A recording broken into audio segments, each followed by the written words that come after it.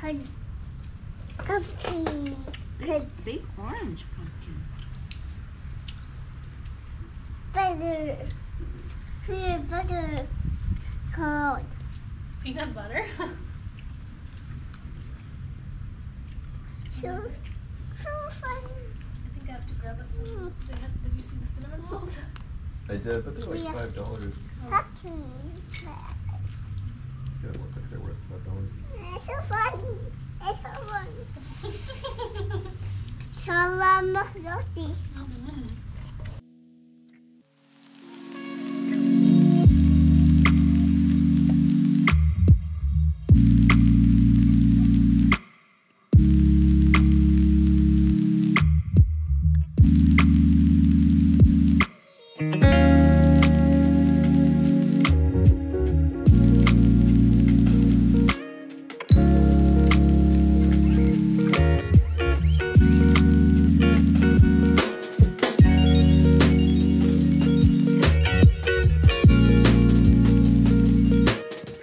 What's up, fam? Welcome to the first episode of Lars's Lentils. I'm Lars. Welcome to my kitchen.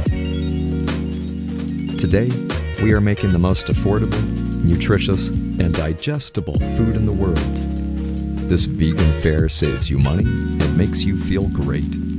Eat it by itself, as a base, side, or a sauce for any other food ingredient. Ideal for both muscle gain and fat loss. You can eat as much of it as you want. It's a healthy fast food that you can make yourself and live on for just $1 a day per member of your household. Recipes like this emerged from thousands of years of cooking tradition across the Indian subcontinent. And by the end of this video, you'll be ready to make it yourself.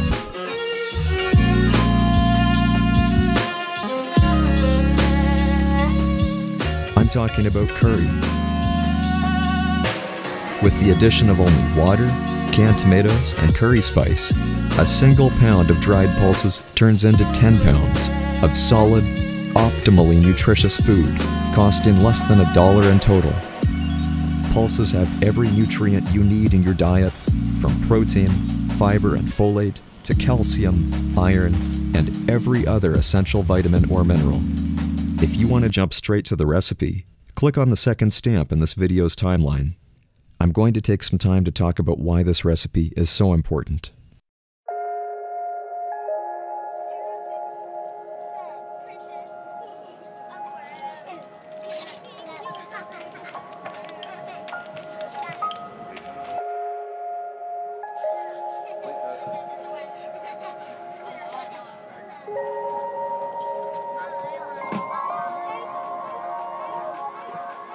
Pulses are the most sustainable, wholesome, and versatile food crops in the world.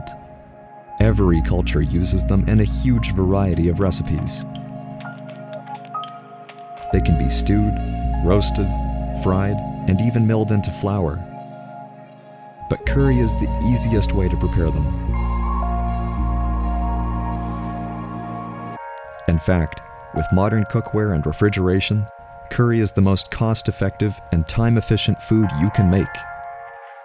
With a kitchen and some freezer space, you can feed yourself for weeks on a single batch of curry, made with less than $20 worth of ingredients and only 1 hour of skilled labor. It is the single best, most correct answer to questions that everyone asks about food. What can I eat that's healthy, but also tastes good and makes me full? What will add muscle to my body without adding fat? How can I have home-cooked meals without having to cook every day? How can I afford food and save money on it? Our media would have us believe that there are no cheap and easy answers to these questions. That illusion keeps us pliable customers, prone to advertising from their food industry sponsors. But in fact, it is cheap to make delicious, healthy food at home, and it is easy. Corporations have distorted our very notion of what food is to keep us looking for it in a box or over a countertop. Food industries cater to our most addictive and expensive tastes, especially our tastes for refined sugar, dairy, and meat, because these luxury products have the greatest profit margins. By lobbying and bribing our politicians and lawmakers, food industries avoid regulation. By intimidating and silencing journalists and activists, they prevent exposure. By purchasing shill doctors and institutions of research, they corrupt our food science and public health recommendations. By owning media outlets and drowning citizens in advertising, they brainwash us to think that we can only sustain ourselves on the slavery of non-human animals. That is unscientific and morally wrong. Human beings thrive without eating animal products. The fittest people I know are vegan. But veganism is confusing and inaccessible to many people. Animal rights groups tend to focus on ethics rather than economy. They tell people what not to eat and forget about making diet and political recommendations. Quitting animal products isn't just a matter of knowing why, it's a matter of knowing how. This is the most important thing I've learned in my adult life. There is a true, common answer to the burning question that every person asks every day: what should I eat? It's time for us to start answering that question right for ourselves and our families. It's time for governments, corporations, and NGOs to start answering that question right for their people. With access to curry, every person on Earth can enjoy health, wealth, and food security. Give me your help in the kitchen, viewer, and we can fix more than a great meal. With a pulse-based diet, we can fix malnutrition, obesity, mental illness, substance addiction, and a slew of chronic diseases. We can fix the scarcity that creates crime and war. We can fix the biggest and worst, most systemic problems of health and economics that we are facing around the world right now. We can accomplish a mission of survival, not as soldiers of any nation, but as citizens of planet Earth. It all starts with food. You may wonder who I am to tell you all of this.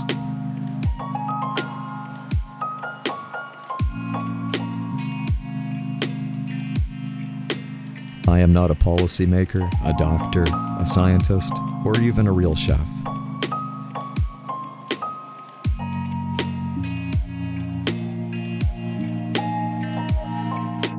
I am a technical writer who lives a pretty simple life, spending my free time cooking, practicing athletics,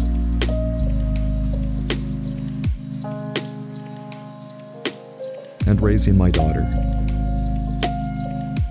Lars Lentils is about how we can be gold givers to our families and communities, even if we don't have a lot of money.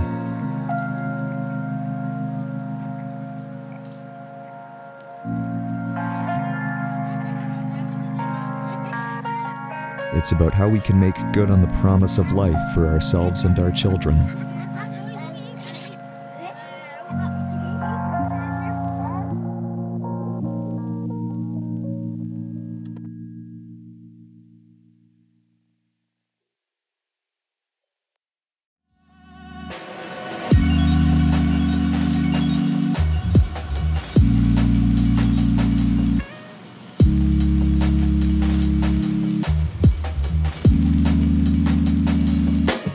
There are many ways to make curry.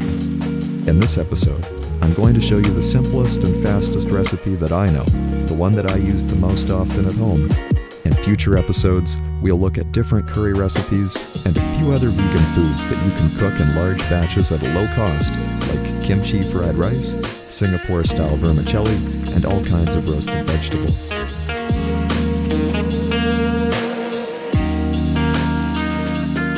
Now let's get started. The ingredients for this curry recipe are pulses, canned crushed tomatoes, a can of coconut milk, and curry paste.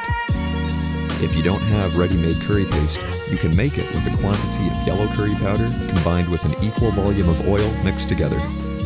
There are 4 types of pulses: beans, chickpeas, lentils, and peas. There are many varieties of each type of pulse. Curry is a very flexible recipe, so you can use any type of pulse by itself and any combination of pulse types to make your curry. We're going to use one of each today. Here we have red kidney beans, chickpeas, brown lentils, and green split peas. You should be able to find pulses in bags like this for about $1 per pound. For this method of cooking, we are using a stovetop, the largest pots we have, and a hand mixer if you have one. You can pick one up for less than $50, and it is very helpful with the larger pulses like the red kidney beans and chickpeas that we're using today. But if you don't have a hand mixer, just use red lentils and split peas, because those pulses are thin-skinned and they can be dissolved simply by cooking them long enough and mashing them against the walls of the pot. Fill your pots with filtered water and get them heating up on the stove. It's important to filter your water to remove toxins, most importantly lead. Even if your water supply line is not lead, your water can be tainted by lead pipes in a neighboring property, or you may have pipes in your home put together with lead solder. We are not straining the pulses after they cook. It's important for the water to be pure because all of the water will be absorbed and mixed into the pulses at the end of the cooking process. The ratio of water to pulses by volume is between 3:1 and 7:1, depending on how thick you want your curry to be and what type of pulses you are using. It's safer to add too much water rather than too little. Make sure that the pulses stay fully immersed in water as they cook. I'm using a single large pot with a volume of 15 liters on a single burner. If you don't have a pot this large, just use the largest pot you have, or even 4 pots on the 4 burners of your stove. Heat the water in each pot to a boil with the lid still on. When you see the water boiling, turn the temperature of the burner down. Add your pulses to the pot of hot water. Put the largest pulses that you are using into the bottom layers, where they will get the most heat from the burner. That will get them to cook at the same rate as the smaller pulses you put on top. So in my case, I'm starting with my red kidney beans, then adding chickpeas, then brown lentils, and finally the green split peas. Spread out each layer with a ladle or spatula so that it's even before you add the next layer. A lot of people think they must soak large pulses like beans and chickpeas overnight before cooking them. That's a common misconception because it's in the cooking instructions printed on the packaging. But it's not true for curry. You can cook beans and chickpeas on the same day simply by starting them in hot water.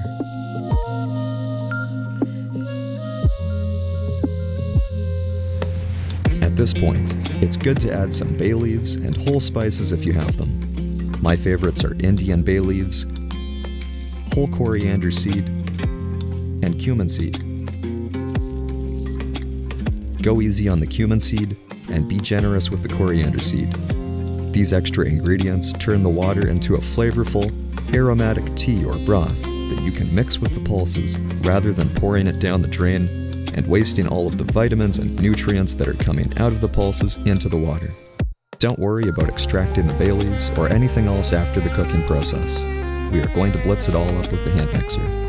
If you prefer to remove these ingredients, you can always pick them off the top of the pot when it's done cooking, but I like to blend them in and eat them. Now we're going to set the burner to a temperature that we can keep it on for several hours without ever having to stir the pot or scrape the bottom. The setting depends on your stove, but the target is below simmering temperature. The burner should not be so hot that you can hear the pot simmering at the bottom or see bubbles rising to the surface. It should be just hot enough to create steam under the lid when you put that on and leave it for a minute. You should not be able to hear any simmering. Cooking low and slow is crucial to avoid burning. For the first hour of cooking, check on the pot every 15 minutes to make sure it is steaming but not simmering. If the pot is not steaming, turn the temperature up. But if the pot is simmering, turn the temperature down. If your pulses rise above the surface of the water, add more water to cover them. When you find the sweet spot, it is now safe for you to walk away and do other things.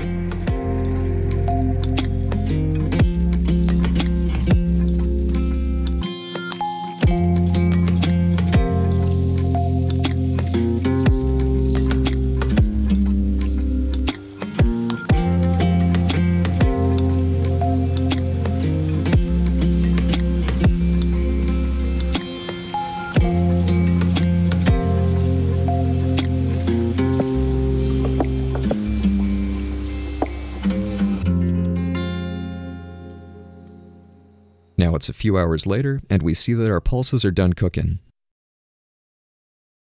We know this because we can see that the skins have begun to split on some of them, and all of them are soft enough to squash between our fingers. Time for us to add the canned ingredients. Going in are the coconut milk, the curry paste, some extra garlic and ginger, and the canned crushed tomatoes. These products are adding all of the flavor that the curry needs to be palatable: salty, sweet, sour, bitter, and umami. Rinse around the edge of the cans with filtered water and pour them into the pot so that we're not wasting a thing. The final step is to blend everything together with a hand mixer.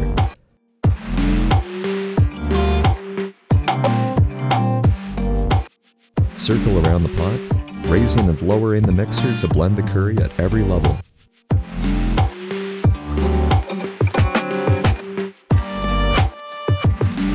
You can stop when the texture of the curry is smooth and uniform, with no more whole pulses or swirls of tomato.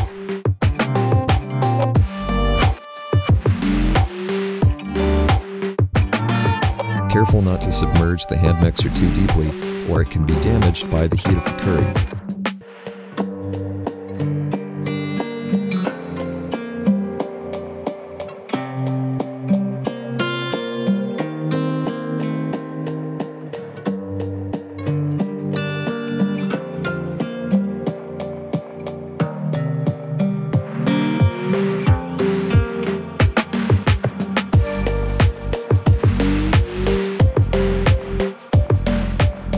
Use a wooden spoon or spatula to stir up the bottom layer.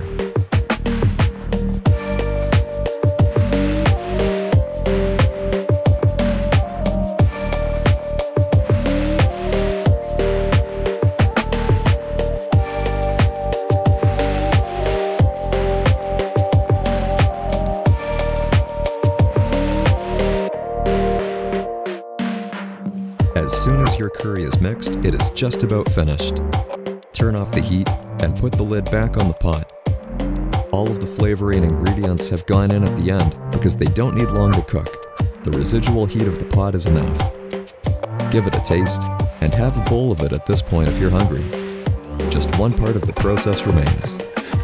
Once our curry is finished cooking, it is crucial to refrigerate it as fast as possible. For the same reason that curry is so good for your body, it also spoils very quickly out of the freezer.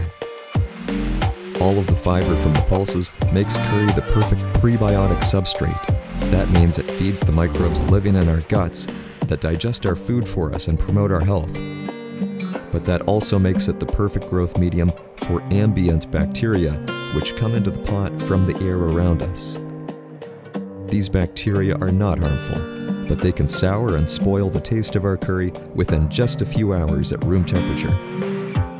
For that reason, we must transition our curry from hot to chilled and freezing temperature as quickly as possible. Put a plug in the drain of your kitchen sink. Then, put in your pot of hot curry. Fill the sink around the pot with cold water. When the curry has cooled down to warm or room temperature, it's ready to go in your freezer. I recommend portioning your pots into smaller plastic containers. Once our curry is frozen, we can take the pots or containers out of the freezer to thaw and serve for easy meals. When the curry is semi-frozen rather than frozen solid, cut it with a serrated knife and portion it into bowls or plastic containers. Try this rocking knife technique, and if you can't get through the block, let it thaw for longer in your fridge or at room temperature. You can get plastic containers like I have for about $3 each from retailers.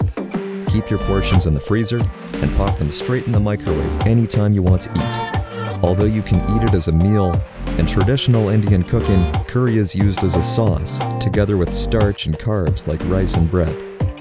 You can also throw it together with any other cooked food ingredients that you have.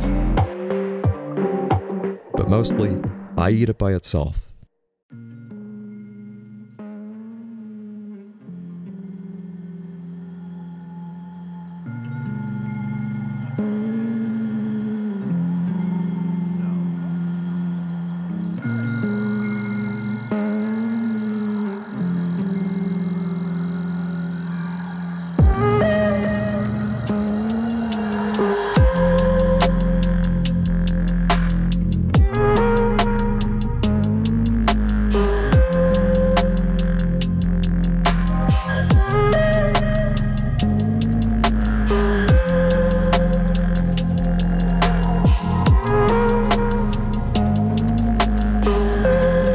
for conservation action is closing. Veganism is the spiritual and cultural transformation that can save our souls, literally, metaphorically, and metaphysically. When we recognize God in other living creatures, we find God in ourselves. Because people are animals, and in a way, that means animals are people too.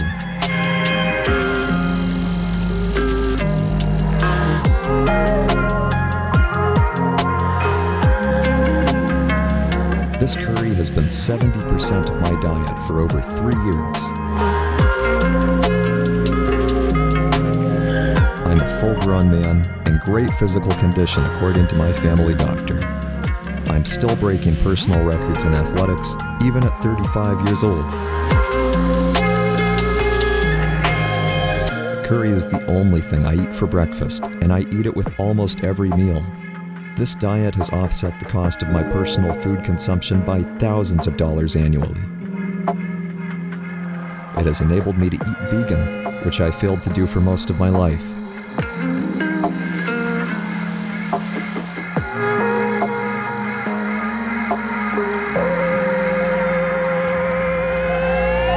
The world spends more on healthcare than it does on any other service.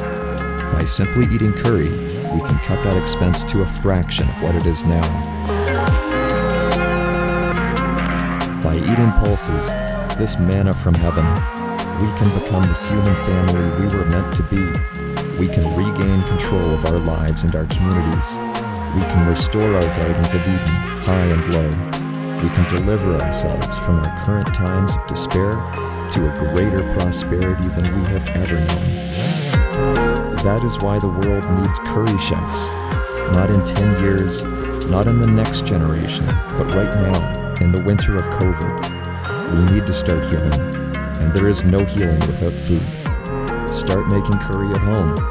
Feed real food to yourself, your family, and your community. Lead a curry mission in your home, your neighborhood, or your town. Join me on Mission Curry. Don't forget to like, comment, and subscribe. Click the join button for access to exclusive, members-only videos, and get on my Patreon to support Mission Curry and making more videos like this. Thank you for watching. Until next time, remember, it all starts with food.